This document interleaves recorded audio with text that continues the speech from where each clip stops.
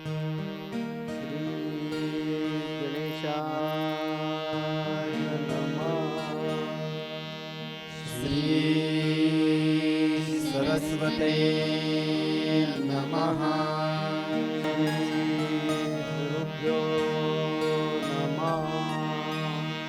जगद्गुरु नरेंद्राचार्य महाराज की जय. सद्गुरु कालसिद्धेश्वर महाराज की जय. संत शिरोमणि गजानन महाराज की जय. आद्य जगद्गुरु रामानंदाचार्य महाराज से जय. सिया वल्लभ रामचंद्र की जय. गुरुर्ब्रह्मा गुरुर्विष्णु गुरुर्देवो महेश्वरा. गुरु साक्षात् परब्रह्मा तस्मै श्री गुरवे नमः. सार्थ श्री ज्ञानेश्वरी अध्याय 7. श्रीराम जे बहुता एका अव्हांतरो अहंकाराचा भृतसंचारू जाहला म्हणून विसरू आत्मबोधाचा. ते वेळी नियमांचे वस्त्र नाठवे पुढील अधोगतीची लाज नेणवे आणि करिता ते जे न करावे वेदू म्हणे. पाहे पा शरीराची या गावा जया लागे आले पांडवा. तो कार्यार्थो आघवा सांडून या. इंद्रिय ग्रामींचे राजबिंदे अहम ममतेची या जलपवादे. विकारांतराचे मांदे मिळवून या. दुःख शोकांच्या घाये मारिलियाचे सेची नाही. हे सांगावया कारण काही जे ग्रासिले माया. म्हणून ते माते चुकले एका चतुर्विधा मज भजले. जी आत्महित केले वाढते गा. पुंडलिक वरदे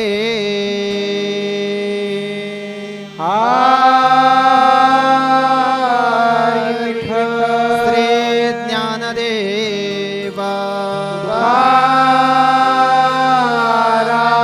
पंढरीनाथ महाराज की जय. जगद्गुरु नरेंद्राचार्य महाराज की जय. परम पूजनीय कल्याण पथ प्रदर्शक जगत गुरु रामानंदाचार्य श्री स्वामी नरेंद्राचार्य गुरु मावली जी के श्री चरणों में कोटि कोटि प्रणाम. वंदनीय कानिफनाथ महाराज जी को शत प्रणाम. आज सत्संग में उपस्थित सभी भक्तगणों को, भाइयों और बहनों को श्री गुरुदेव. गीता का एक भी श्लोक भौतिक जीवन यापन के लिए नहीं है, अपितु ये आप सभी से आंतरिक द्वंद्व, आंतरिक युद्ध अर्थात आराधना की मांग करता है. तथाकथित ग्रंथों की भांति ये आपको स्वर्ग और नर्क के बंधन में आकर, द्वंद्व में आकर फंसा नहीं देता है, अपितु उस अमर तत्व की प्राप्ति कराता है जिसके बाद जन्म और मृत्यु का बंधन ही नहीं रह जाता. इस गूढ़ ज्ञान को, इस पवित्र ज्ञान को, इस महत्वपूर्ण ज्ञान को हम सभी यहाँ पर पवित्र ग्रंथ ज्ञानेश्वरी जी के माध्यम से अपने गुरु मावली की असीम कृपाओं के द्वारा प्राप्त कर रहे हैं. भगवान श्री कृष्ण जी का कहना है कि अनन्य भक्ति के द्वारा मैं प्रत्यक्ष देखने, जानने और प्रवेश के लिए सुलभ हो जाता हूँ. 7वें अध्याय में भगवान की सारी जानकारी की विवेचना की गई है, विज्ञान सहित ज्ञान को समझाया गया है। परमात्मा की प्रत्यक्ष जानकारी का नाम ही ज्ञान है और उस परम तत्व की संपूर्ण कार्य प्रणाली का नाम विज्ञान है।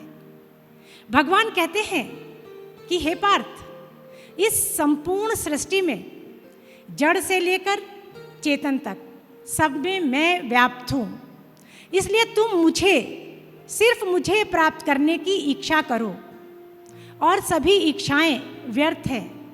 परम तत्व को प्राप्त करने की इच्छा ही सर्वोपरि है, वही आवश्यक है। जो मुझे प्राप्त करने का प्रयत्न करते हैं अर्जुन, लेकिन मेरी ही माया के कारण, मेरी माया के आवरण के कारण वो मुझसे दूर हो जाते हैं, मुझे समझ नहीं पाते हैं और मुझे प्राप्त नहीं कर पाते हैं। पिछले कुछ श्लोकों में ज्ञानेश्वर माउली जी ने समझाया है कि भगवान श्री कृष्ण का कहना है, जो अनन्य भाव से मुझे भजता है, अनुभव युक्त है, सद्गुरु को प्राप्त है, क्षमावान है, विषय से आसक्त नहीं है, वो अनन्य भक्ति के द्वारा मेरी माया को पार करके मुझे प्राप्त कर लेता है। कहने का सार यही है कि कृष्ण अर्थात परम तत्व को प्राप्त करना ही मानव का मुख्य कर्तव्य है और उस परम तत्व को हम अनन्य भाव से भजकर ही प्राप्त कर सकते हैं। कबीर तृष्णा टोकना, लिए डोले स्वाद, राम नाम जाना नहीं, जन्म गंवाया बाद। कबीरदास जी कहते हैं, ये जो अज्ञानी मनुष्य है वो सांसारिक स्वाद के वश में होकर अर्थात सांसारिक माया मोह में होकर इच्छा रूपी बर्तन लिए हुए फिरता रहता है, किंतु उसकी इच्छाओं का बर्तन कभी भी भरता नहीं है, क्योंकि इच्छाएं अनंत हैं। किंतु जिसका नाम जप लेने से ये समस्त इच्छाएं स्वतः ही शांत हो जाती हैं, उस राम नाम को जानना ही नहीं चाहता है, उसका भजन ही नहीं करता है, अज्ञान के वश दुखों को प्राप्त करके इस जीवन को व्यर्थ गंवा देता है। आज के सत्संग का यही विषय है, कौन भगवान को भजता है और कौन भगवान को नहीं भजता है। तो सबसे पहले वो अर्जुन से कहते हैं कि हे धनंजय, जो लोग मुझे नहीं भजते हैं उसका भी मुख्य कारण मेरी ही माया है, क्योंकि मेरी माया बड़ी शक्तिशालिनी है। ये मेरी माया के कारण लोगों का ज्ञान हर लिया जाता है, तब फिर वो विकारों के वश में हो जाते हैं, और जब विकारों के वश में हो जाते हैं तो पूर्णतः अहंकार से घिर जाते हैं। अहंकारी होने के कारण जब अहंकार रूपी विकार जागृत होता है, ये उसके वश में हो जाते हैं, तब ये असुरों जैसा व्यवहार करने लगते हैं। ये अपने को ही सब कुछ मानते हैं, अपने आगे किसी को नहीं देखते हैं, इसलिए देव और दानों में फर्क करना ही भूल जाते हैं। अपने अहंकार के कारण अपने दुर्गुणों को भी सबसे बड़ा गुण समझते हैं, और इन्हीं दुर्गुणों के भ्रम के कारण वो परम शक्ति को पहचानते नहीं हैं और परम शक्ति से दूर होकर विनाश को प्राप्त करते हैं। राम और रावण दोनों के नाम का पहला अक्षर रा, दोनों ही परम शिव भक्त, लेकिन विजय राम को प्राप्त हुई, विनाश रावण का हुआ। क्यों? क्योंकि अहंकार के वश रावण ने कभी कोई सद्गुरु नहीं किया, वो कभी किसी सद्गुरु की शरण में ही नहीं गया, वो कहता था मैं ही खुद गुरु हूँ। और भगवान रामचंद्र जी का पूर्णता विनम्र भाव से संपूर्ण समर्पण गुरु के श्री चरणों में था। रावण अपने अहंकारी मन का ही निर्णय मानता था और राम गुरु के वचनों को ही निर्णय मानते थे। इस अहंकार के कारण बिना सद्गुरु के ज्ञान के रावण ने बड़ी बड़ी सिद्धियां तो प्राप्त कर ली, लेकिन वो एक भी सिद्धि उसके काम नहीं आई, वो विनाश को प्राप्त हुआ। इस प्रकार से अहंकार से विनाश तो प्राप्त होता है, इंसान प्रभु से दूर हो जाता है। कृष्ण का वही कहना है कि हे पार्थ, ये अहंकारी लोग अहंकार के कारण मुझे नहीं भजते हैं। ज्ञानेश्वर माऊली जी समझाते हैं कि जब एक अहंकार रूपी विकार मनुष्य के जीवन में जागृत होता है तो वो अनेकों विकार में मनुष्य को घसीट लेता है। उस समय जब अहंकार पूर्णता आ जाता है, मनुष्य को नियम रूपी वस्त्र का ध्यान ही नहीं रहता है, अर्थात उसके जीवन रूपी शरीर में नियम रूपी वस्त्र कहाँ है उसको ध्यान नहीं रहता है, वो अहंकार में मदमस्त रहता है। और जब जीवन में नियम ही नहीं रहता है तो फिर क्या रह जाता है? नियम ना होने के कारण मनुष्य पतन को प्राप्त करता है और उस पतन की भी उसको लज्जा नहीं रहती है। जब लज्जा का ही समाप्त हो जाता है, लज्जा ही समाप्त हो जाती है, तो वो ऐसे कर्म करने लगता है जो ना करने चाहिए, ना करने योग्य कर्म भी करता है जो रावण ने किया। उस समय त्रेता युग था, चारों तरफ धर्म का बोलबाला था, तब उसने पर स्त्री हरण ऐसा जघन्य पाप किया जो सभी नीतियों, सभी शास्त्रों, सभी धर्मों के विरुद्ध था। ज्ञानेश्वर माऊली जी समझाते हैं कि माया से भ्रमित होकर अहंकार, काम, क्रोध, वासना, इन सब का इंद्रिय भोग जब अत्यधिक बढ़ जाता है, हदों को पार कर जाता है, तब मनुष्य दुख और शोक से ग्रसित हो जाता है। तब अपने दुखों का शोक मनाने के लिए वो भगवान को नहीं भजता है। अब जब ये भगवान को नहीं भजते हैं तो क्या करते हैं? ईश्वर से दूर हो जाता है मनुष्य और अपने अनमोल जीवन को व्यर्थ में गंवा देता है। अब भगवान दूसरे प्रकार के लोगों की चर्चा करते हैं। कहते हैं कि जो मुझे भजते हैं, तो कहते हैं हे भरतवंशियों में श्रेष्ठ अर्जुन, आत्महित के साधन के लिए 4 कोटि के लोग मुझे भजते हैं, अर्थात मुझको भजने वाले 4 प्रकार के हैं। कहते हैं अर्जुन सुकृतिना, अर्थात उत्तम कर्म करने वाले, आर्त, जिज्ञासु, अर्थर्थी और ज्ञानी, ये 4 प्रकार के लोग मेरा भजन करते हैं। उनमें से जो पहले प्रकार के लोग, 4 प्रकार के लोग जो भजन करते हैं और हमारी प्राप्ति करवाते हैं, उसके बारे में चर्चा अगले सत्संग में हम जरूर करेंगे। लेकिन ये अभी जो हमें अवस्थी दीदी ने, साधना अवस्थी दीदी ने हमें जो बताया, उनमें से हम अभी घर में जाते समय क्या लेकर जाने वाले हैं, ये सोचने की जरूरत है। कि भगवान कृष्ण ने अर्जुन को बताया कि सिर्फ एक ऐसी शक्ति है, उनमें कभी भी अहंकार आता नहीं, बाकी सब जीव मात्रों में अहंकार रूपी पिशाच ने सब ये जीव मात्रों को ग्रास लिया है, खाया है।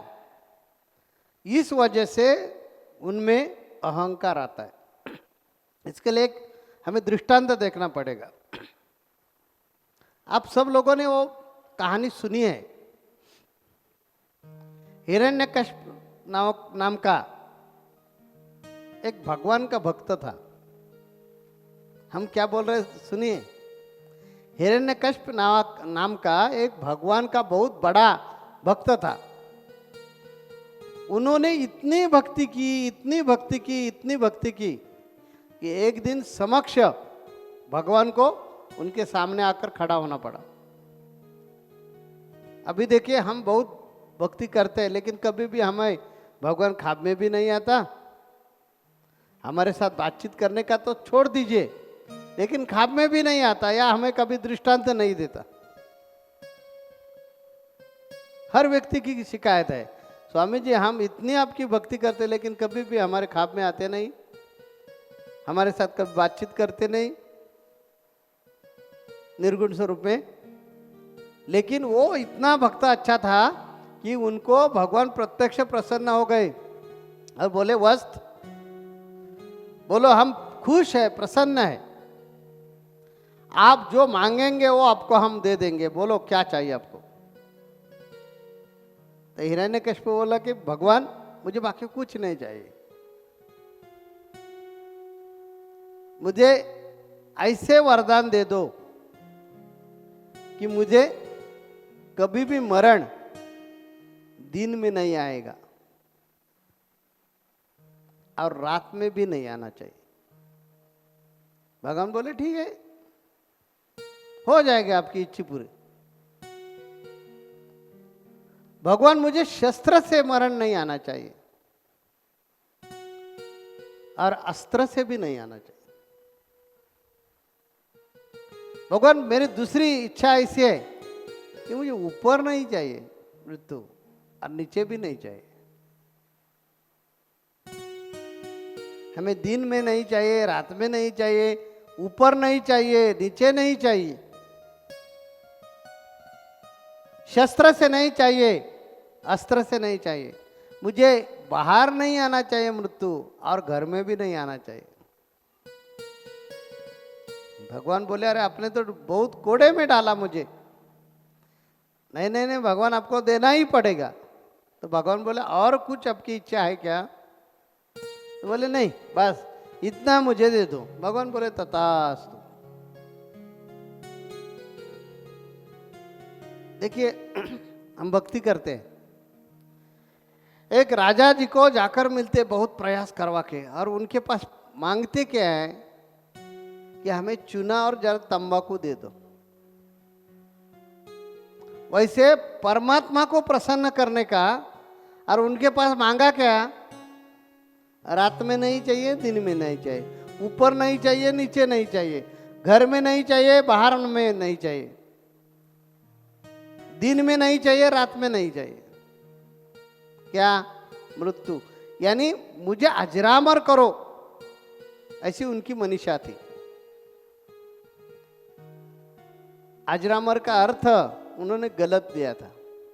अजरामर का अर्थ ऐसा है कि ये आत्मा कभी भी फिर शरीर धारण नहीं करेगा, उनको अजरामर बोला जाता है। शरीर का तो स्वभाव ही है, जिधर पैदाश हुई है उधर लय तो होने वाला ही है, ये स्थिति का गुणधर्म है।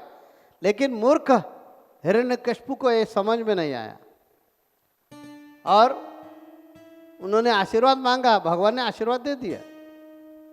क्योंकि भगवान क्या बोलते हैं? आहार निद्रा भय मैथुन सर्व योनि सम समान, परंतु मनुष्य देहीचे ज्ञान अधिक जाण सर्वांसी। यानी आहार, निद्रा, भय, विषय सुख सब प्राणी उसकी अभिलाषा रखते हैं, सब प्राणियों को चाहिए। लेकिन इंसान तो बुद्धिवान है ना, तो बुद्धि का इस्तेमाल करवा के उन्होंने ऐसा कुछ मांगना चाहिए कि जिससे उसका उद्धार हो जाएगा। जैसे सावित्री ने मांगा। सावित्री का पति सत्यवान जब मृत्यु हो गया तो यम महाराज ने उनका प्राण हाथों में लेकर निकलने लगे। तो सावित्री उनके पीछे पीछे जाने लगी, बहुत दूर गई।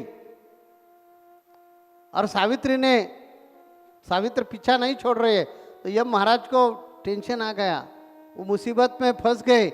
उनको लगा कि अरे ये औरत को कैसे ऊपर ले लेंगे, हमारे साथ वो नहीं आ सकते हैं। तो उनको इधर ही रुकाकर उनकी क्या मांग है वो पूरी करवा के उनको पीछे छोड़ देंगे, पीछे हटाएंगे। इसलिए यम महाराज ने उनके तरफ देखा और बोले कि बोलो तुम्हारी इच्छा क्या है? तो बोली महाराज जी मेरी इच्छा कुछ नहीं है। यम महाराज बोले देखिए आप ऐसे कुछ मांगेंगे, पति के प्राण भी मांगेंगे, हम देने वाले नहीं है, ये छोड़कर कुछ चाहिए तो मांगो। तो बोली प्राण किसके लिए चाहिए पति के? मुझे कुछ नहीं चाहिए प्राण बिन। मुझे प्रभु जी ऐसा आशीर्वाद दे दो कि मेरा जो सास है वो बेचारा अंधा है, उनको उनके नाती का मुख देखने का है, इतना आशीर्वाद दे दो। यम महाराज बोले इतना ही ना, बाकी कुछ नहीं चाहिए ना? तो बोली नहीं। तो ठीक है तथास्तु। यम महाराज मन में खुश हो गए कि छूट गए, इनके प्रॉब्लम से मैंने मेरा खुद का छुटकारा करवा के ले लिया, ऐसे समझकर वो खुशी से जाने लगे।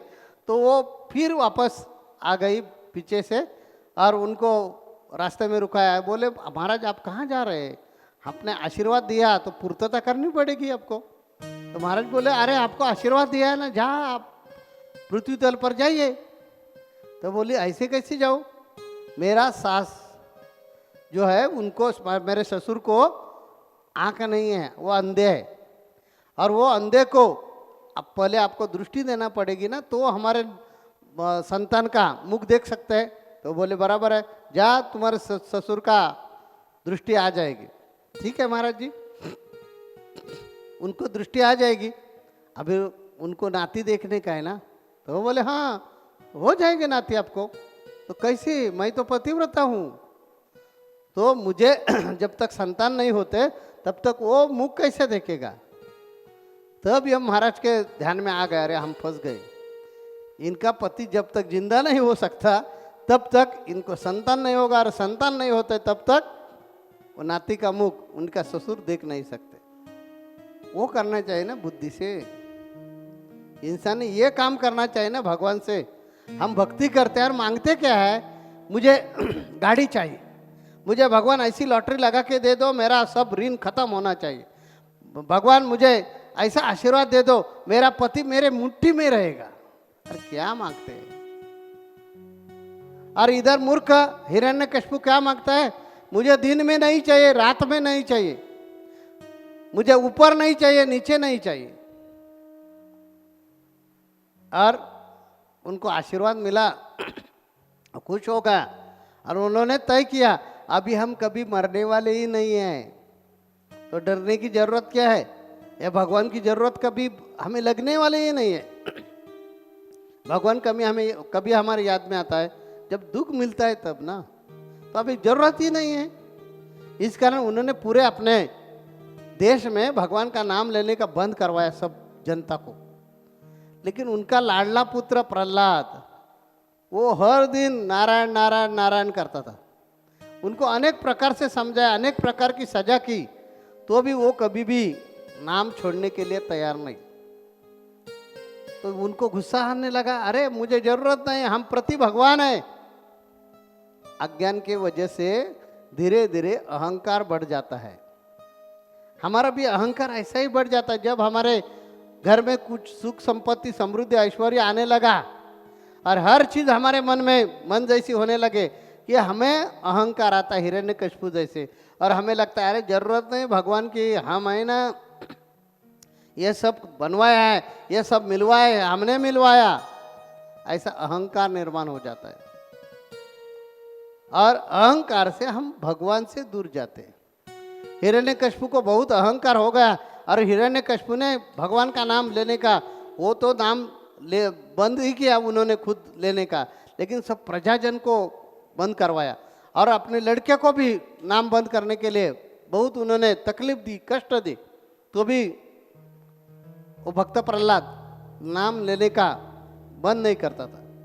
एक दिन ऐसी परिस्थिति होती है कि एक खंबे के महल में खड़ा था भक्त प्रहलाद, और खंबे के नजदीक खड़ा था, और राज दरबार में सभा चालू थी, और भक्त प्रहलाद बीच में नारायण नारायण नारायण नारायण ऐसा कर रहा था।